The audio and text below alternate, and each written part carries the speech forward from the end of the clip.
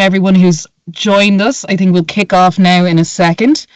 Just to let you know, if you would like to speak to the speakers today, you will have a Q&A box available to you and a chat box. If you have any questions for the speakers, you can put them into the Q&A box and they'll be addressed at the end. If you're having any issues with joining or sound or anything like that, you can email me directly at neve.reynolds@ibec.ie and I should be able to help you try and sort out your problems if that's okay. So further ado, I will hand you over to Anne O'Connell to introduce our session today, and then we'll hand over to the speakers. Thank you. Thanks, Neve, and welcome everyone to our lunchtime session. I'm Anne O'Connell and I'm the manager of the Irish Medtech Skillnet network, and we love to run these sessions typically before Christmas and in the new year. So we have 2 sessions this year, and today's one we want to, I suppose it's great to have Liam Sheedy here talking to Brian. Brian has been with us previously before for these lunchtime sessions, and it's really about reflecting and rebalancing. And I suppose looking back at 2025, we had a chat there just before everyone came online to talk about 2025 being a particularly busy year, and each year seems to kind of feel a bit like that. So I suppose it gives us that bit of space to stop, think maybe before going into Christmas. So really looking forward to hearing Brian and Liam today, and I hope everyone enjoys the session. We have another session in January, so Mary, if you just want to move on to the next slide so people can see it, and we'll do a reminder at the end then as well. So we'll have Laura Dowling, the fabulous pharmacist, but for today we have the fabulous Liam Sheedy. So I'm going to pass over to you, Liam, on this one, and to Brian, and thank you very much, everybody. Cheers, thanks so much, and thanks for joining, guys. I'm really looking forward to hearing from the fabulous Liam Sheedy. I love that, and his insights today, and really reflect and rebalance. But what we want to do overarchingly today is to strategically reflect on our performance in 2025, both personally and professionally, and turn these insights into impact for the year ahead. So I'm going to predominantly be interviewing Liam today. I'll be sharing my own insights as well, but a couple of questions for Liam, and we're going to touch on areas like annual audit, review, goal setting, balance, values, and a little bit about resilience and building on the inevitable setbacks that will find our way from year to year. So Liam, delighted to chat with you today. Really looking forward to getting your insights. I think the first question I really want to ask you is, what are the greatest challenges you see people generally face throughout the years, but particularly in this past year? What are the biggest challenges you've seen?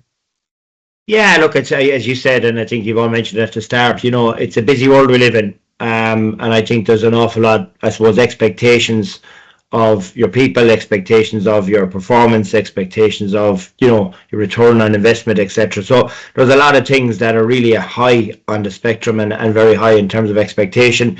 And to find balance within all of that, you need to be very, very disciplined. And discipline is something that, you know, there's always different facets that we have to try and look after. And I guess I do find that with a lot of the clients I work with, like operationally, the operation has got extremely, extremely busy. You know, the level of compliance and the level of you know, making sure that you do things right is so important now. You know, you've got a big sustainability agenda. So there's a lot of different agendas. I suppose previously you might have had, you know, maybe a handful of priorities. Now that priority list just seems to be growing. And it's a challenge, I suppose, when you think about the importance of being able to do your job and, you know, be strategic about where you're trying to go, and equally do your job and try and ensure that you're interacting and you're touching and you're connecting with your people, while at the same time keeping your day-to-day, you know, you need to have your quarter results coming in on track, etc. So there is a lot going on, and it just requires a lot of discipline and a lot of planning, because, you know, motivation will get you to the start line, but it's obviously that discipline of how you show up every week, and I suppose the cadence you put around how you manage your diary daily and weekly to really get the best out of yourself, because sometimes working harder and doing an extra 2 hours is not always the answer. And maybe working smarter and really understanding where you're spending your time, because I suppose the one beautiful thing about every week is that we have 168 hours, Brian. But you've got to be really, really disciplined about how you make the best use of that time. And hopefully over the course of the next hour, we'll talk around some of the strategies and insights that we both have that maybe might help the listener here in terms of how they might adjust themselves and make sure they set themselves up to be the best version of themselves in 2026 and take some learnings of what they've had in 2025.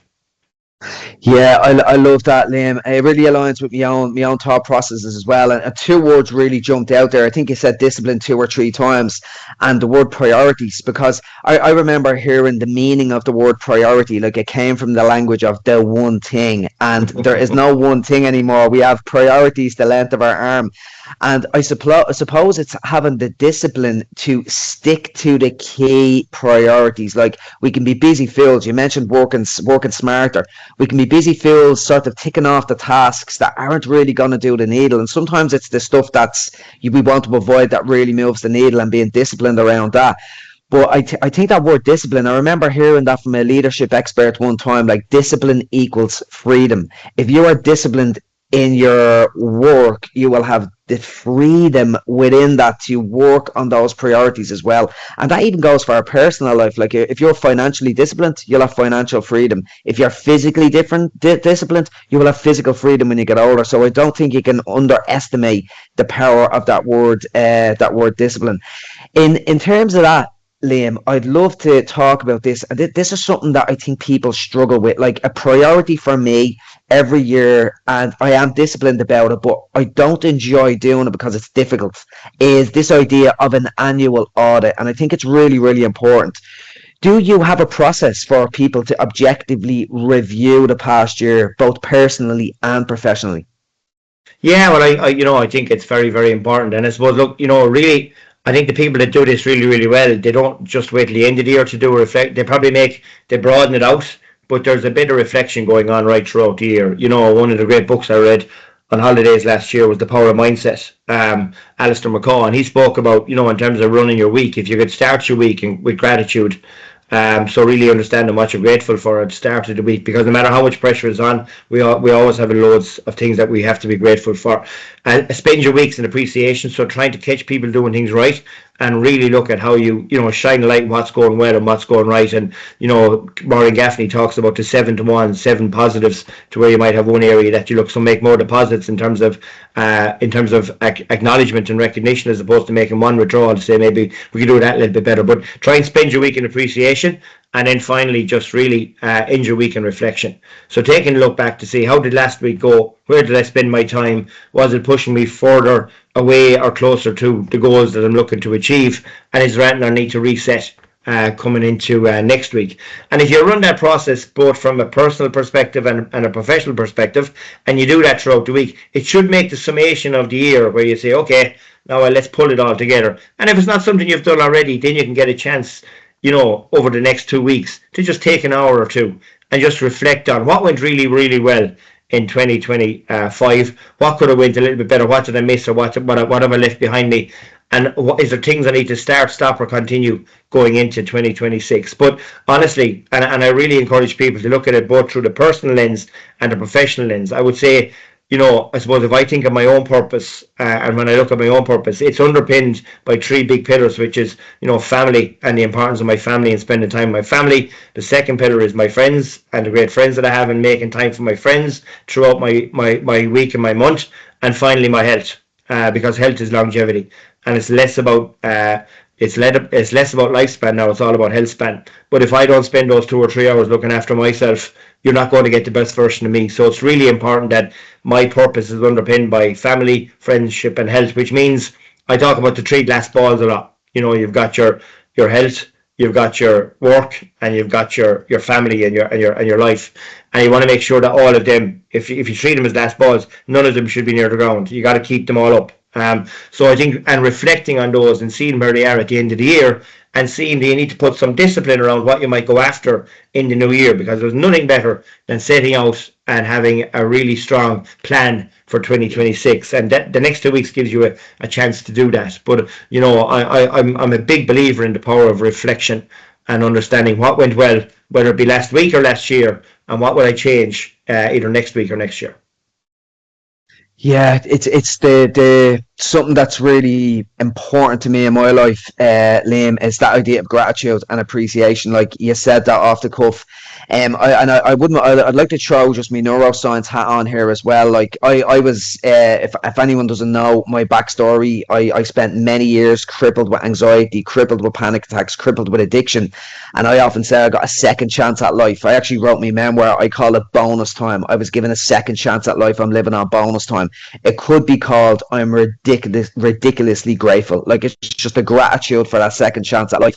And in terms of neuroscience, like I think some people can think that gratitude can be a fluffy concept, but when we look into the neurobiology of gratitude, like when you feel grateful, and it's nice to have a gratitude list. I'm not going to give out and say it's a problem having a gratitude list. It's not going to do any harm. But if you really want to feel gratitude and amplify the amount of serotonin, that neurotransmitter within the brain, which will flood across the brain when you experience gratitude, you've really got to bathe in that gratitude and say, really reflect and say, right, I'm happy for having these people in my life. I'm happy for having this motivation, this drive, this passion in my life, but really to think of experiences and then bathe in that experience, like really envision it and feel it, and you will literally be changing your neurobiology. I think it's really powerful to understand and important to understand the power that's in that. So it's interesting that you started off on that limb. One thing as well, I think it's great to have that balance, like family, friends, health. What would you say? Because I think it's very important. Like when we look at the Googles, the Facebooks, these corporates of the world, they have quarterly reviews, they have probably monthly reviews, because what gets measured gets managed. And it's really, really important to do that. Would you have a practical way for people to do that in, let's say, should I put it into their Google Calendar to make it a priority that they do, so it's not one of these important things that gets left undone? Yeah, well, I think clarity really drives behaviors. So I mean, it's very hard to focus on something if you just sort of have it loosely there. So I'm a big believer in goal setting. When what am I looking to achieve, and again, being ambitious about what I'm really looking. So it should be something I'm aspiring to do. So it shouldn't come easy to me. But like, there's no point in having a goal saying, oh, listen, I'd love to lose 2 stone in the first 6 months of next year. But like, I'd really try to understand, well, what would that look like in a smart action plan? So how do I get really specific to say, well, actually, this is how my nutrition is going to be approached, and this is what I'm going to do, and I'm going to do this activity 3 times a week, on a Monday, Wednesday, and Friday, because then I can easily measure up at the end of the week to say, did I or didn't I? Because it's very hard to hit a target we can't see. So I'm a big believer in being clear on what I'm going after and having a smart action plan that really just allows me, here's my personal goals, here's my business goals, and here's my key activities that I'm going after. And then you can just check against yourself. And the best thing you can ever do is tell somebody. I always talk a lot about the accountability partner. Just share them with someone, because sometimes we let ourselves down a lot quicker than we let somebody else down. So just using somebody to say, okay, this, put it up in the fridge at home. This is what I'm planning to do, personally and professionally. This is what I'm going after. And I think if you give yourself that clarity and you can build a discipline, because, if you do something 25 or 30 times, that's it. You have it embedded. Now it's ingrained in you. So it's just trying to, but it's not easy. If it was easy, everyone would be doing it. But I think, if I was going to tomorrow and I was trying to get up there and I didn't have my sat nav on, there's an awful lot of people, I wouldn't get there. I could end up in Donegal, I could end up in anywhere. But there's an awful lot of people that are going to set out in the new year in 2026. And are they clear personally and professionally about what they'd like to achieve? Because to me, you have 168 hours in every week. And I suppose I see my energy as being my currency. So I need to mine my energy to make sure that I manage, that the health is looked after, to means that my family, my friendship, and my work, and all of those balance and even out at the end of the week. And I suppose I'm not over conscious. Like, if I had to do something at 9 o'clock at night, if it works to my schedule, that's fine. I'm not rigid. I can be a little bit fluid, but honestly, trying to give yourself that clarity of what you want to achieve and having a plan. Because if you get focused and energy against it, then you generally get actions and behaviors on the back of it. And if you get action and behavior, the world's your oyster. Yeah, I love that. The fact clarity does drive behavior as well, but energy, it's one of my core values. I review, we're going to be chatting about values as well in a few minutes, Liam, but I have a core set of values. But my 3 core values, it's my health, number 1, energy, and relationships. And people often think, relationships, should they not be number 1? But if your health and your energy is not right, you're not going to be much use to anyone else. And something you mentioned is really dear to my heart as well. It's this idea of longevity, and people think, oh, it's about living longer. But most people today, we're not living longer, we're dying longer. It's if you don't look after your health, you may be living till 90, but in what way? You're probably managing different diseases, neurodegenerative diseases. There's so many factors, diabetes, to look after that, and it really comes back to health. One thing just on the back of that, Brian, yeah, like I suppose one of the programs that we run that is part funded by the Irish Medtech Skillnet is our senior leaders program. And I would say there's a lot of people that come into that program and they're hugely successful business people, but they put so much time into their business and into their people that sometimes you forget about the energy you need to actually run your week, because you only have the one circle of energy, and that has to keep the work side going. But there's no point in coming home in the car and you need to crash out for 20 minutes because you're not ready to go in, or you're going in on the phone, or that you got to make sure that your body composition is right, your nutrition is right, and we cover a lot of that in terms of checking your bloods and checking your movement and what level of distance, because the biggest indicator of life expectancy is your VO2 max. So we measure VO2 max, we take your bloods, we do a body scan, and we talk about your leadership. But equally, it really does bring it back to the fact that if we can get people with energy to allow them to flourish in the whole working week, and in addition to their family, that health ball is really important. So your health and your energy is a big part of that program. And I think I'm actually quite shocked at the amount of people that they put so much work into their day-to-day jobs that they might be neglecting that health that you spoke about, and that energy that you spoke about earlier on. And as I said, that's one of the key things that we need to be all very, very conscious of, is that with all those multiple priorities, make sure you don't let that health ball get close to the ground, because it's less.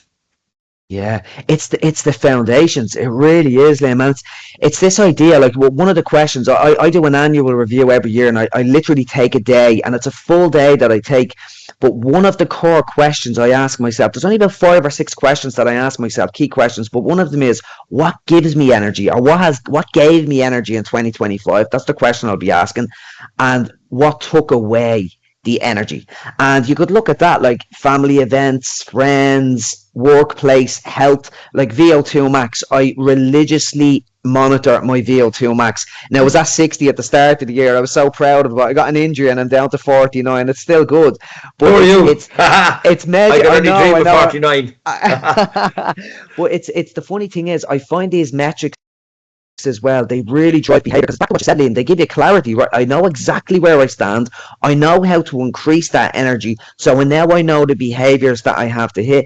And one of the things like that is absolutely key in my day, like it doesn't matter how busy I am, I will have a mini morning routine. When you win the morning, you win the day, and exercise is a key part of it, and that is the lever I pull to give me extra energy, to be able to focus on the right priorities, to be able to do the right things and really hit those goals. And I think that's really important, is getting those foundations of energy and health right, and then that pulls the lever on everything else then.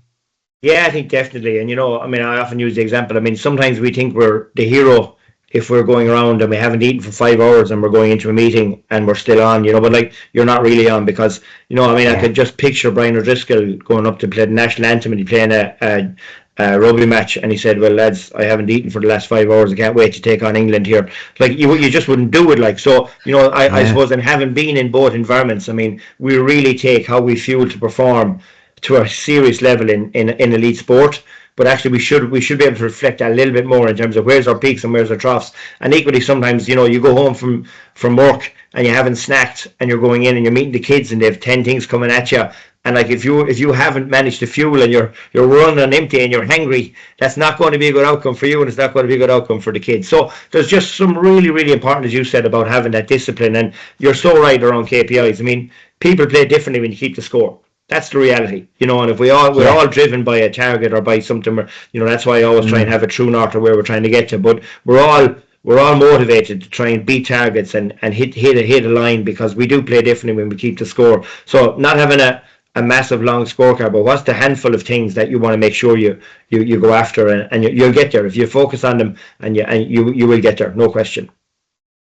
Yeah, it's that true north piece is really key. And I know in the senior leaders programs, you just touch on goal setting and values, and how to set those goals that are aligned with our core values.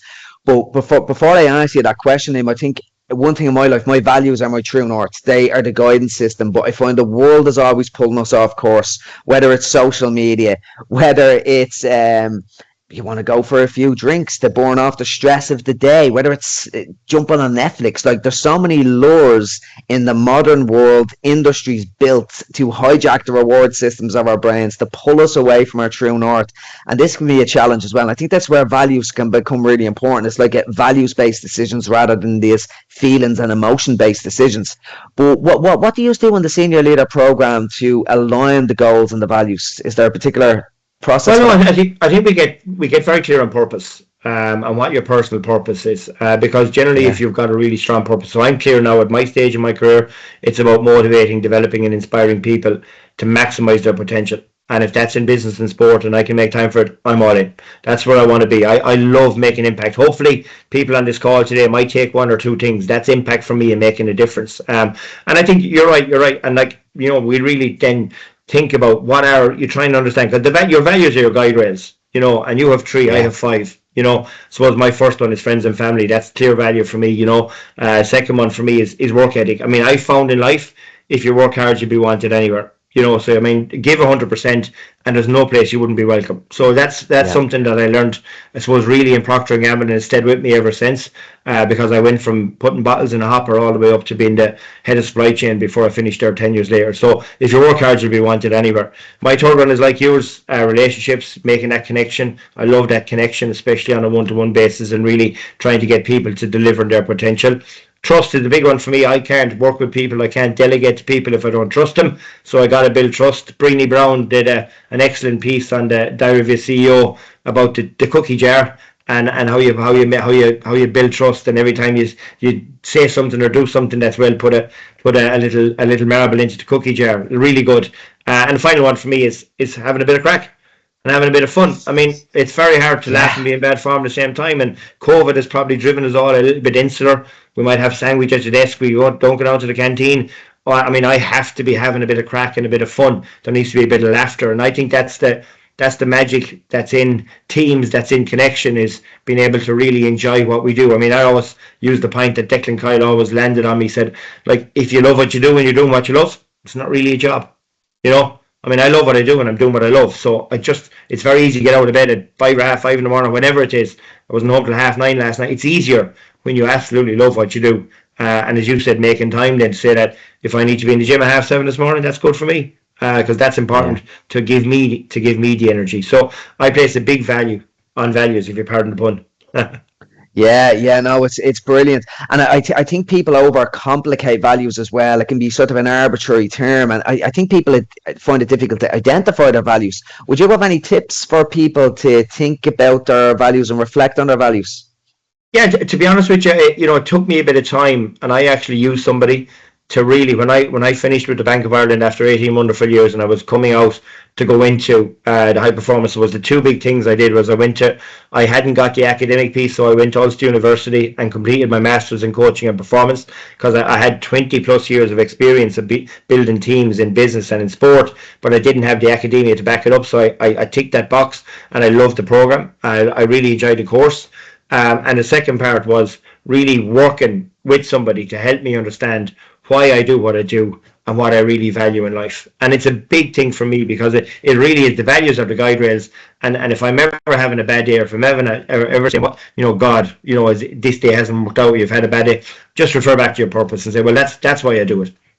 So it really does give you that motivation, because without that motivation, we can sometimes go on autopilot. And autopilot is never good. If you're going through the motions, you're not getting the best out of yourself, you can slip into that comfort zone. I always try and force myself outside of my comfort zone, operating at the top of my game, and my purpose and values really do impact. And it's very easy, then you can make the connection between your own personal value and the company purpose and values. And that's really where we see the employee moving to a different level altogether. So making that connection between personal values and company values, and personal purpose and the overall company mission and purpose. Yeah, you really build that intrinsic motivation then as well when those values are aligned. There was something that a question I often reflect on, because I think to think about your values, it's a very reflective process, and I suppose it changes over time as well. But a question I love, and I give this to people as well, is like to take it out of your own mindset nearly, is what would you like your friends and family to say about you at your own funeral? And it's a little bit of a morbid question, but what would you want those closest to you to say about you? And when I think of the kids in my life, what do they want? They want my time, they want my presence. So that reminds me, right, to be present and to give time to those things. Because I remember hearing a very tragic line there recently, that the only people that will remember the long hours worked and the emails that you done late at night in 20 years time are your kids. So it's like, it was fairly hard hitting. So again, it's back to family, friends, health, and then having that business perspective as well. I'd love to ask you, a big element of my own life is trying to unleash people's potential as well, Liam. What do you find, like you were saying, your purpose is maximizing people's potential. Where do you find people lose potential or sort of lose their own potential in life? Well, I think sometimes we all have an inner voice, and I would probably say it's an inner critic. A self-belief is really important. Self-belief is really important, and sometimes you might just need to talk things through with somebody to take your clouds out of the sky and understand the road that you're on, and give yourself a little bit of clarity. And look, I suppose the thing that I struggled with most when I was growing up was my belief. My own belief systems. Dad died when I was a year old, so Mum done a smashing job here. She's my inspiration in life. But there's all the time that people you can lean in on people that would have a really positive impact, and there's a number of those that have been in my circle, and anyone have a cup of tea with you. That's what I found, Brian, over the years, but I've managed to connect through that relationships and making those connections. You get to talk to people and you get to understand, and they might challenge you, but I think using somebody to really understand and give you clarity, because once you have clarity, and that's why I say to people, like, if you're unclear of what you're going after, or if you don't have your personal goals or your business goals lined up, well, the year will probably it'll just run and it'll happen, and you might be asking, what did I just do there? Because we can get into autopilot. But honestly, if you get your goal setting right, and again, a big thing for me is most nights when I am at home, and actually every night we're at home, myself and Mags and the two girls will sit around the counter. There'll be no phones, and we'll have a cup of tea. And the most important thing you'll hear is laughter. So making that family time in the evening, most weekends, we'll go for a bite to eat together, and we'll have that time together. So there needs to be some non-negotiables, because as you said, that 21st, that driving test that they're going to do that day, dropping them to school when they're doing their exams, you'll never get those back again. And that's why what, as you said, I think that's a fabulous, like, it's a bit like Franklin Covey, begin with the end in mind. What would you like them saying? You're going, well, when he was needed most, he was there. Yeah, he put the bread on the table, and he had a really good job. But when he was needed most, he was in the family zone, and in that space when he needed to be. Yeah, I love that. I was delighted to hear you going with the inner critic and that voice, because a lot of people, I think, aren't even aware of that, Liam, as well. Like, people often think they have good levels of self-awareness, but what's your level of self-awareness with your own inner voice and limiting belief systems when pressure and stress arises? And I think self-awareness is very layered, but I think awareness really can be the catalyst of change. When you realize those internal factors that can be driving that narration, that judgment, that inner critic in your voice that is actually driving those behaviors, I think that's when you can really maximize that potential that you could potentially have. I think it's also important to say, like, we work with a lot of senior leaders. There's none of them that don't have doubts. Like, so this is not something that is just unique. So for any of you that might be on the call that might say, God, I might be worried about this next year, it's actually quite normal. There's none of them that are in a job that don't wonder, will this be the year where it doesn't happen for them? So it is quite normal, but you can definitely work on it. You can build muscle around your self-belief. And I read a lot of books, and until Caroline Curran came into my world, I never read a book. But she told me, she said, Liam Sheedy thinks an awful lot about that Wooden and Leadership book. And I said, well, it's good. It was good enough for Mickey Howard to say, Caroline, it's definitely good enough for me. And honestly, I couldn't leave it down. So I get a lot of understanding other people's journeys and trying to see how could I bring that in and adapt it into the Liam Sheedy journey. So, if people are struggling with that, just give themselves a bit of clarity. Try and find somebody that they could have a chat to and bounce things off. And as you said, there's loads of people who might tell you that you might do this, you might do that. But honestly, if you believe in yourself and you back yourself and you go for it, you'll be amazed what you'll achieve in 2026. Yeah, it really is. There's a guy I'm working with at the moment. I don't know whether you heard of him, Liam. Max Kennedy. He's a young Irish golfer, and I recently had him on my podcast actually. But Max has this. He only went pro last year, but he has this incredible self belief. Like he believes he's going to be the best golfer in the world. And we actually got a call with Bob Rotella there last month, so we're on Nice. track for aligning ourselves. Oh, yeah, it was unbelievable. It was like Nice. a boldness is another value of mine. We just boldly reached out to Bob Rotella and got an hour call with him. But Max said to me, he says, he looks, well, I says, how have you got that self-belief? And he says, I look at the undeniable facts of what I've done in the past. I might not be the best golfer in the world right now, but if you look at my trajectory, well, I've done that then. And I find a big limiting belief for people is I'm not good enough. The inner critic loves telling you you're not good enough. Well, you're not good at, obviously, you are where you are right now, so you're obviously good at some things. So look at those undeniable facts, and then you can really drive that forward, you know, looking at that. I think it's great. Yeah. I see Anna's her hand up there. Do you want to come in, Anne?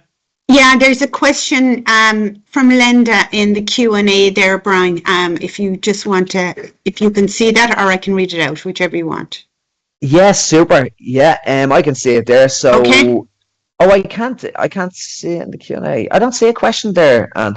Okay, it's so basically often we have a lot of blind spots to our patterns of behavior.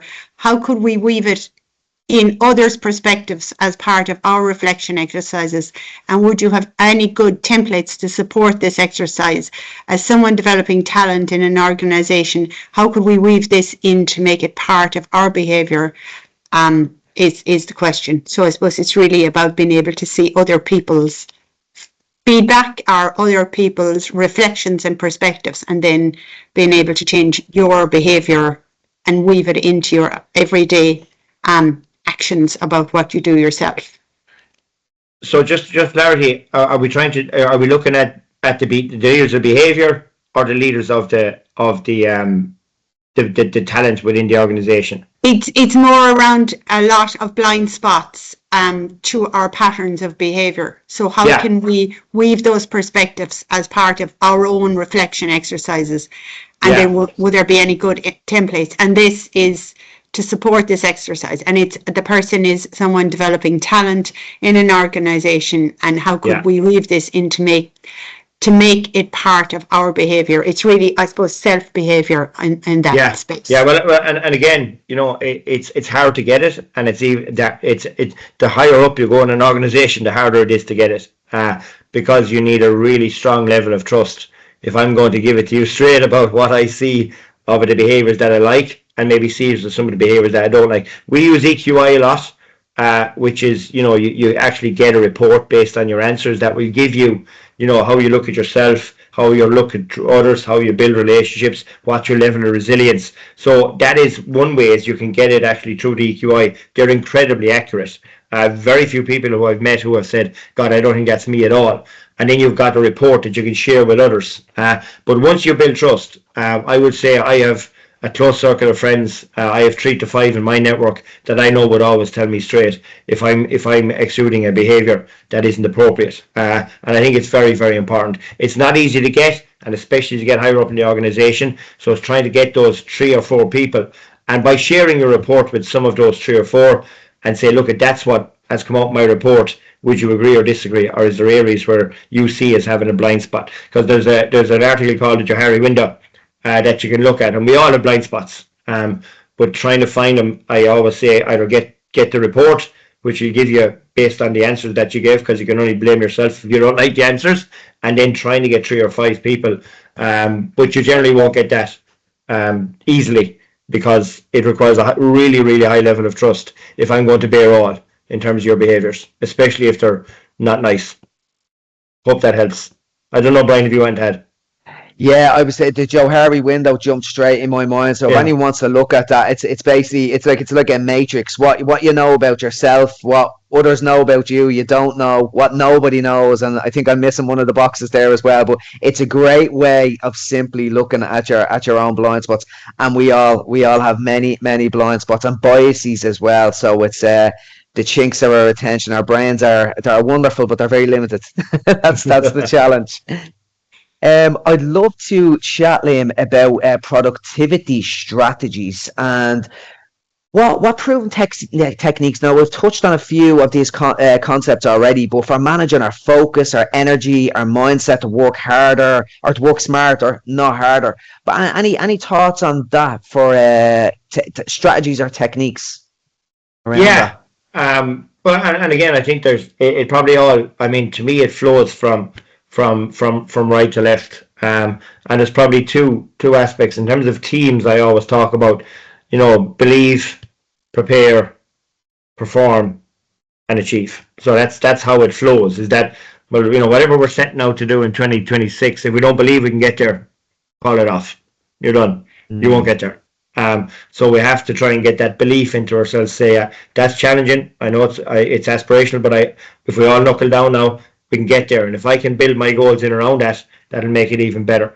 And then obviously our level of preparation. Gary Keegan has a great line: preparation is 9/10 of the performance law. So if we prepare well, we generally get a good performance.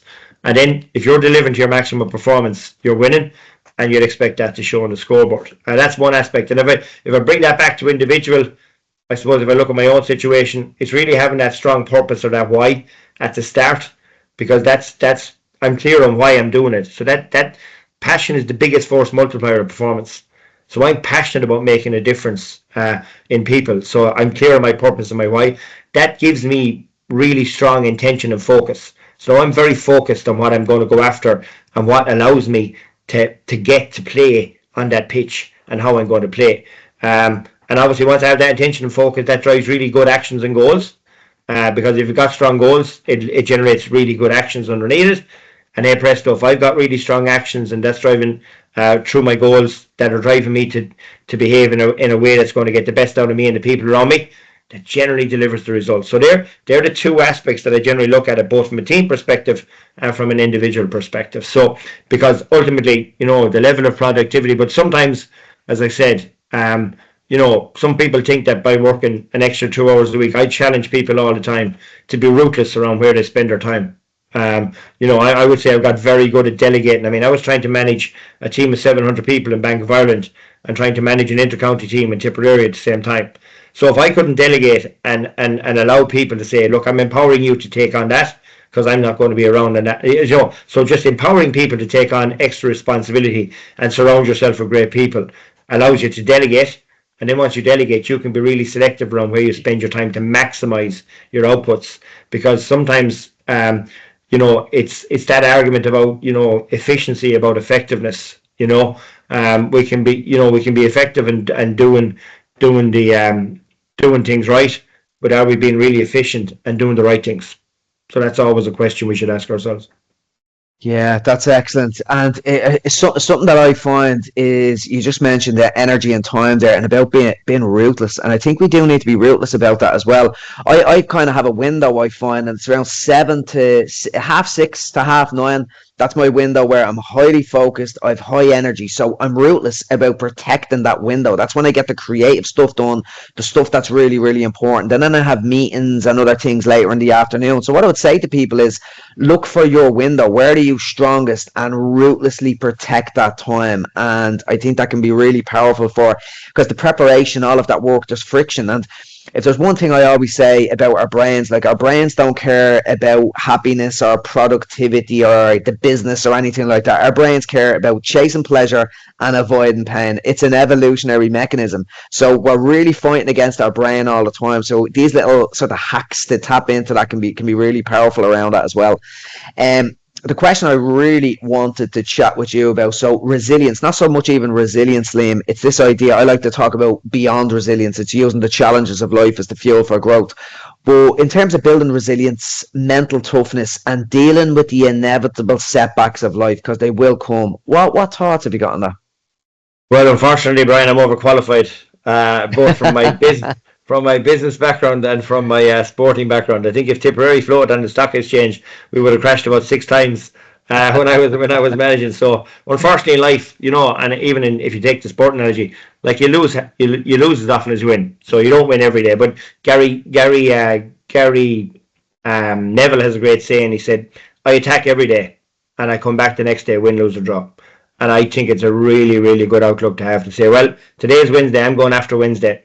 And when I get, whatever Wednesday brings, I'm going to get up Thursday morning. I'm going to attack Thursday again, win, lose, whether I win, lose, lost or draw. So I think that mindset of saying, well, I'm going after it, is really, really good. And again, I focus a lot on the bounce back as opposed to the setback. Some people think they're going to find the answer by continuously looking in the hole where the accident has just happened instead of getting your head up. So I'm a 90-10 man, 10% in the problem, 90% in the solution. So I'm getting straight into solution mode. So if we have a day where it didn't go well, I'm straight into action mode. Okay, well, what's going to change? So if there's 40 of us in the group and we all have 3 things different, we're going to be doing different on the back of what just happened. Well, that's 120 things I'm doing different the week after I had the event that what everyone considers to be the setback. And I think that's a really important mindset to have. And again, I don't think you ever lose in life. You learn. And I learned a lot. But I would say some of the best learnings I have in life is where it didn't go well, because it gives you a real grounding. It steels you to say, well, if I get back to this place again, I'm going to do it better, and I want to do it well. And again, sometimes in situations there can be like, I talk a lot about the CIA and joining the CIA. So when an event happens and you need to, sometimes there's things that you just got to accept.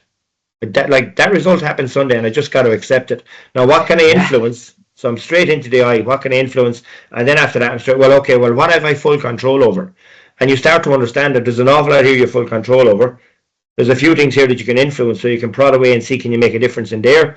And these things over here, we just got to accept them. Leave them over there. We can't do anything about them. And it gives your mind satisfaction to say, okay, because they're not ruminating around in your head. You've dealt with them. You've moved them over there. I'm accepting them. And that level of acceptance and awareness is really important in life. And again, it's a learned skill. I wasn't born with a muscle of resilience, but it's like if you go to the gym, you'll build muscle. You can build resilience. Some of it comes from experience, and again, learning when it doesn't go well. But I think it's an important ingredient, because I think sometimes in life, people, when they get a setback, they're nearly ready to say, okay, I'm getting off this bus and I'm going another bus. So being able to deal with setbacks, I think, is a key strength for people in life, because it means that they can stay the distance and they don't have to be hopping from bus to bus every time they have a setback, because that, you'll eventually run out of buses and you'll end up walking, and that's never good.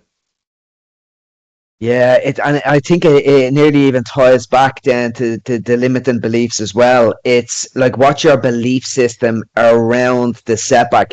My kryptonite, I call it anxiety, but there was a limiting belief, was that I can't cope with anxiety. That was the belief. So the consequence was I did drugs. That the only thing that helped me to cope with that anxiety. The way I talk about beyond resilience today, I use adversity as the fuel for growth. So I've developed tools and strategies. Like I wouldn't even say anxiety. I've changed my relationship with anxiety. It's become my friend. It's become my teacher. I feel I'm bulletproof against stress and anxiety. And it was the challenge that actually taught me. That was the fuel for the growth that I used. And my belief around that today is, anxiety doesn't stop me, it fuels my ability to grow. So I think the belief really kicks into that. And there's something interesting, that there's really recent neuroscientific research on that. They found an area of the brain, a neural pathway in the brain, that is around this idea of moving beyond resilience. It's leaning into those challenges. So not only do we learn in a psychological way, our brain is actually learning to deal with these setbacks as well. And I don't know whether you'll find that yourself, Liam, but when a challenge comes my way now, it's or a failure, a flaw, or a failure is nearly a good thing to me now. It's like, what can I learn? You nearly lean into it, and it's nothing to even be afraid of anymore. No, I agree, and I think even in the sporting context, we used to do an after-action review after every game. Understand, we'd set out what we wanted to happen, what actually happened, and what made the difference, and what do we need to change going into next week. And that builds resilience as well, because you're able to learn on the spot. And we always talk about having the conversation with the battle armor down, and whether we won or whether we lost, we do it. Because sometimes we think about events, and it's when the setback happens is the only time we do the review. But actually, sometimes when it goes well, you should do a review as well, because you need to anchor what went really. What did we do really well there? What did we do so well that meant we got that outstanding result? And then when you're coming back and you're having it, well, it didn't go so well now, so we need to have that conversation as well. What could we improve, or what do we learn, and what are we going to do better next time? So I think there's an awful lot. I think there's an awful lot available to people around. I think resilience and belief, they sit very, very closely to each other. And again, your own story, Brian, it's just fascinating. And then, you know, again, just massive respect for the journey you've gone on.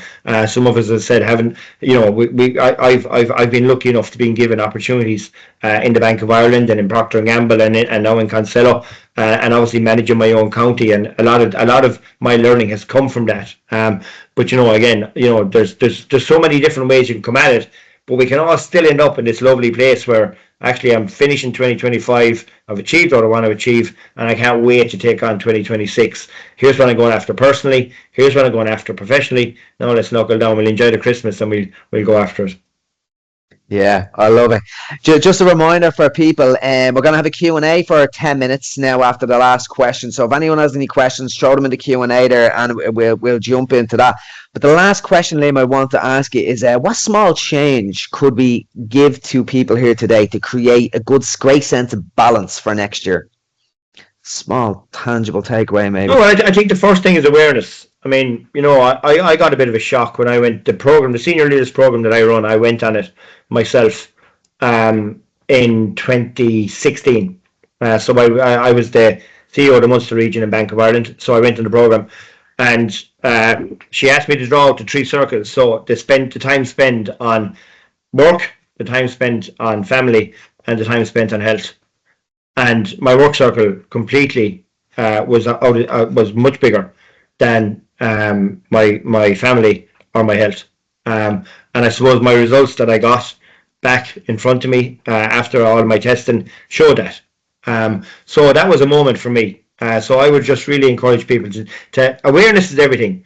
And as soon as I had that, I said, okay, this is for changing now. You know, and it forces you to say, what do I need to do? What can I do in here to mean I'm more efficient in here, and I can delegate more, and I can use better of my time, because I've got to get 2 or 3 hours. And like at the end of the day, finding 2 or 3 hours to put into yourself. If you can't make 2 or 3 hours for yourself out of 168, we're missing a trick.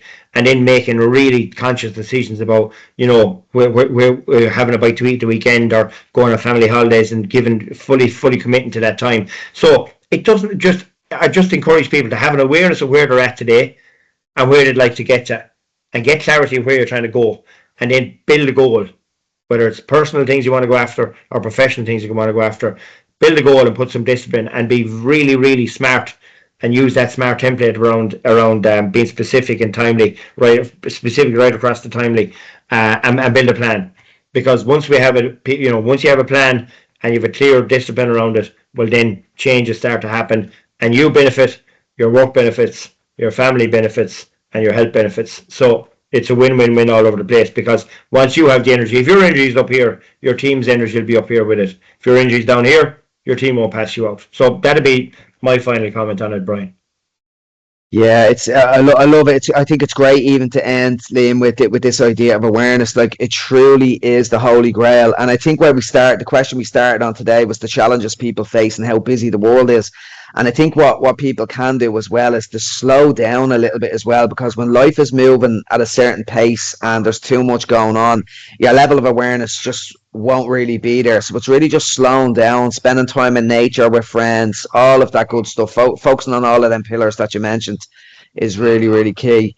So I'd love to jump in if there's any questions there. And is there any questions there? Because I couldn't see the last question in the Q&A. I'm not sure if there's any there now. Yeah, there's another one, Brian. So it's, when teaching or helping someone with goal setting, how do you show the value in the day-to-day tasks which lead to the goals and then to the overall mission? So it's really, I suppose, linking the bigger picture with what you're doing on your day-to-day activities. Yeah, well, I think, and like, so if your goal is to use an easy one, my goal is to lose half a stone in the first quarter. So that's the overall goal at the top. So then, okay, well, what am I going to do? So I'm not going to eat pastries or cakes Monday to Thursday. I'm going to do 3 5K walks on a Monday, a Friday, and a Sunday morning. So all of a sudden now I'm getting very specific, And then if I'm reflecting back at the end of the week, well, did I not take down the biscuit tin Monday to Thursday? Did I do my 3 walks? And have I been to the gym on the 2 days? So that's where it plays out. Because if I say I just want to lose a half a stone, unless you have the action that sits underneath it that drives the behavior, because once I get into the discipline, you know, I have a mat here on the floor and I can do 20 minutes here of a hit session, 20 seconds on, 10 seconds off, 8 sets, and I'm in the house in a half an hour. And Max said, you're lucky fellas have to go on 5 rounds with Mike Tyson. So this is really quick. It's just about making sure we have the action that sits below the goal. So the goal is only what we're trying to achieve. The actions is how we're going to achieve it, the how and the what. And that's really important. So be very, very specific. And if it doesn't meet that SMART template, then it's not right. So it's got to be specific, it's got to be measurable, achievable, relevant, and timely. And if you build that out, that will work on any aspect, whether it's on your business or on your personal side. I don't know, Brian, have you anything to add? Yeah, well, very similarly to yourself, Liam, as well. When I think of my North Star, that's the values that I have. And really simply put, values are the things that are important to you. So I think sometimes like the values and the goals, they can get conflated in a way as well. But very similar to yourself, like energy is a core value of mine. So what are the standards of behavior that align with that goal? And for me, it's cardiovascular exercise. It is spending time in nature. A big thing for me is what I walk my dog. I get the steps in, but I find my dog really makes me present. So these are the actions that I take. And what I find is, like, if you have a set of values in your life and you're not aligning yourself with those values, you'll feel friction. Like if you highly value spending time with your family and kids, but you're working 80 hours a week, that's not going to sit right with you. So what are the standards of behavior that are underpinning the things that are important to you? And you'll feel that friction. And I think it really pulls back to what Liam was saying there as well. It's the awareness of that. It's catching that awareness. And sometimes it's like, whether it's a therapist, a life coach, a friend, a business partner, having those discussions, bringing it out into the open, bringing it into awareness, into reality, and putting it down onto a page. Like there's no shortcuts with this stuff. There's no quick fix. It does take a little bit of work. There will be that friction there, and then it's putting it into action. The one last thing I'd say on the actions pieces as well, if it seems big, start small, baby steps, because if you want to create behavioral change, start with small things and make it into a lifestyle change, and that'll then compound then over time. Great. And I have one or two more, and I know we don't have that much time left. So there was one here, and I think you can both maybe answer this, and then we can post it out to everybody as well, the list afterwards. But it says, Liam, you mentioned a few books during the call. What would your top 5 book recommendations be? Nothing to do with Tipperary, just so you know. You know what now? Get Brian to go first. I have some of them here behind me, so get Brian to go first there. I'm going to put up the shelf. Okay. Right. So number one, it's my number one book that I read regularly, and the word has come up so many times today, and it's Awareness by Anthony DeMello. That's my awareness Bible. It really is. I think another great one is a book by Tim Ferriss called Tribe of Mentors. And Tim basically reached out to 130 of very successful people from all walks of life and asked them 10 specific questions. So there's just loads of little different elements of advice sprinkled with it without that book. I think it's really, really brilliant. Third book, if you want to change your behavior, is Atomic Habits by James Clear. It is an absolutely phenomenal book. If you want to create behavior change, that is really key. I think a book that cropped up several times today is 7 Habits of Highly Effective People by Stephen Covey. It's just a phenomenal book, and several of the things we talked about today are in there. I feel I'm missing one big one, so I'll let Liam go now, and I'll give me 5th one now in a minute. I'll have a little bit of reflection on that. Brilliant. Thanks, Brian. Liam, over to you. There we are, Atomic Habits. Atomic Habits. That's the first one, so it's already been mentioned. One of the first books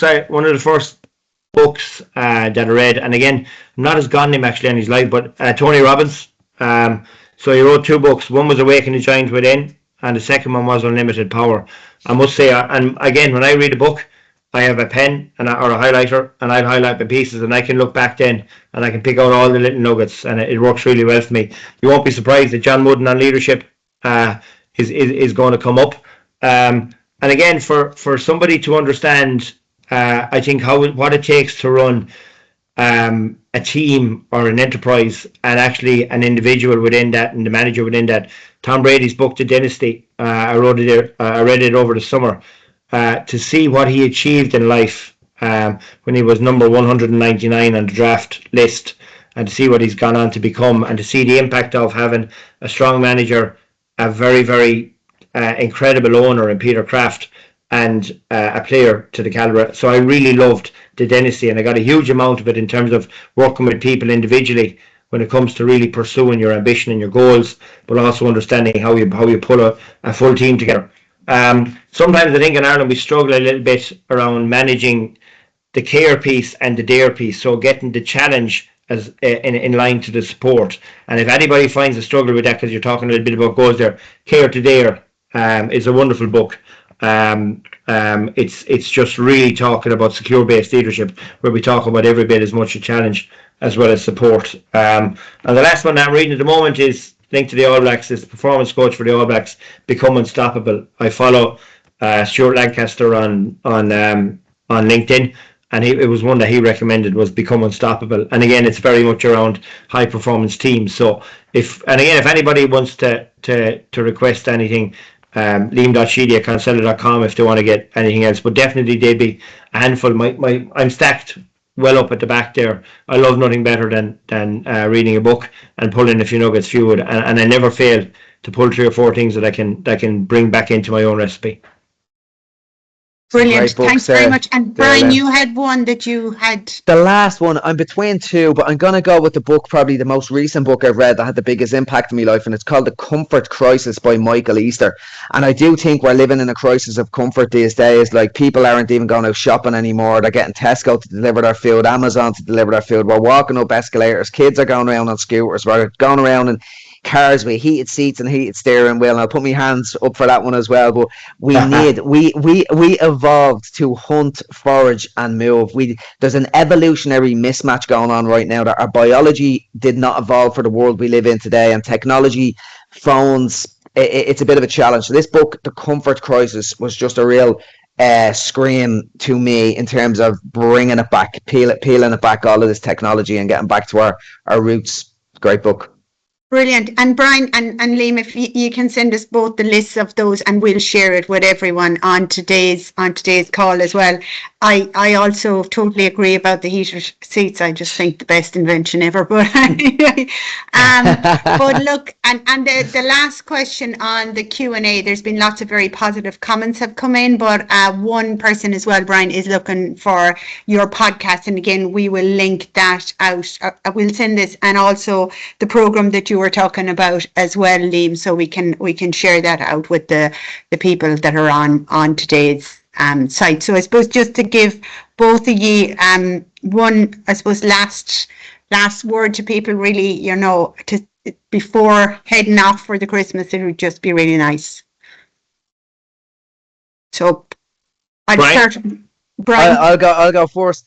Do you know what? I'm going to come back to the word awareness. I think it was something that really jumped out today. Like, I think awareness is learned, and I think just to try to slow down, to bring more awareness into your life. Like, I remember hearing a line, I think it's a Paulo Coelho quote, if you give in to fear, you won't be able to listen to your heart. And it's that gut instinct, that inner voice that really has all of that wisdom to slow down, to build up that level of awareness so you can listen to your gut instinct to guide you where you want to go in life. So slow down this Christmas and slow down next year. Prioritize. Great. Brian, thank you very much. And Liam, over to yourself. Yeah, look, I think it's great. I mean, at some stage in the next few days, people are going to get a chance to wind down and spend time with their family and friends. I think Christmas is a lovely time to do that. And you get a chance to reset and refresh and re-energize. And I love that time where I can slow down.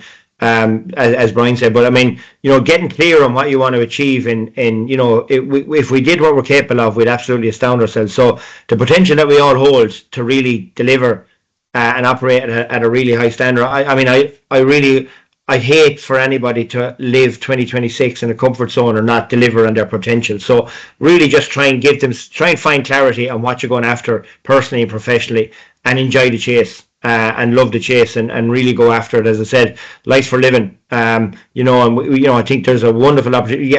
Despite all the challenges and tariffs and all the rest that's going on in the world, if you just focus on what we can control and what we can influence, and go after things, and be clear on what you're going after personally and professionally, I think you'll have the world's your oyster, and there's an awful lot to go for. So just to wish to, and again, it's great to see so many on the call. I hope they've got some. I hope they've taken something from it. And if any of them want to reach out and ask me a question separately, I'm sure Brian's the same. We'd be more than happy. Likewise. But it's a pleasure being on.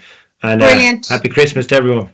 Yeah, and listen, the comments coming in have been exactly why we deliver these webinars, you know, and it has been exceptionally enjoyable listening to both of you speaking today. And we do have another session in January, but if it meets this standard, it'll be absolutely brilliant. So listen, thanks so much, and as you say, happy Christmas to everyone, and we will share the list of books and we'll share the recording of today's session as well. So thanks very much, Brian. Thank you very much, Liam. Thanks, Anne. Thanks, guys. Thanks, Liam. It was a pleasure. Thanks, everyone. Thanks, Brian. Thank you. All right, bye-bye. Talk soon. Bye. Thank you. Bye-bye.